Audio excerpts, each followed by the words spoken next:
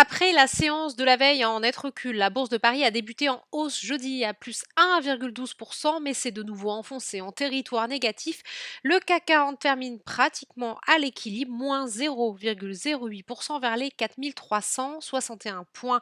Bref, le regain d'optimisme qu'ont connu les marchés la semaine dernière s'étiole, ce qui laisse penser que le point bas n'a potentiellement pas encore été atteint.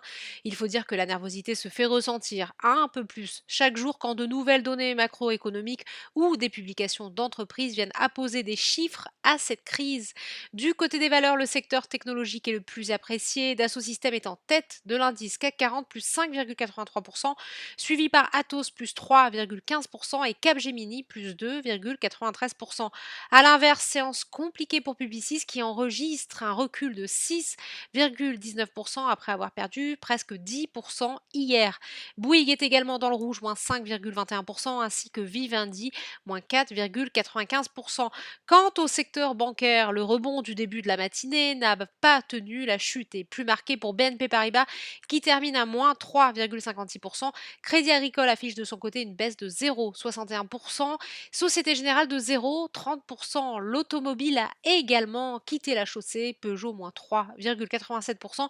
Renault moins 3,50%. Accor qui a perdu plus de 41% depuis le début de l'année est également dans le rouge, moins 4,25%.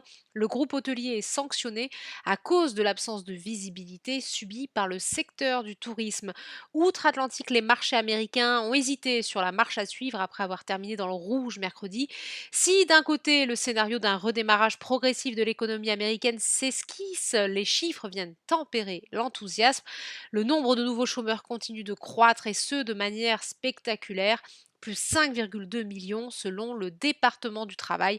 En outre, la banque Morgan Stanley a fait état du lourd impact de la crise sanitaire sur ses activités dans le sillage de ses concurrentes. À 18h30 heure de Paris, le Dow Jones reculait de 0,97%, le S&P 500 indice plus large de 0,91%, tandis que le Nasdaq se rapprochait des 1% de hausse.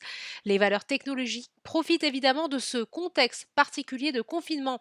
Voilà, c'est tout pour ce soir. N'oubliez pas, toute l'actualité économique et financière est disponible sur Boursorama. À demain!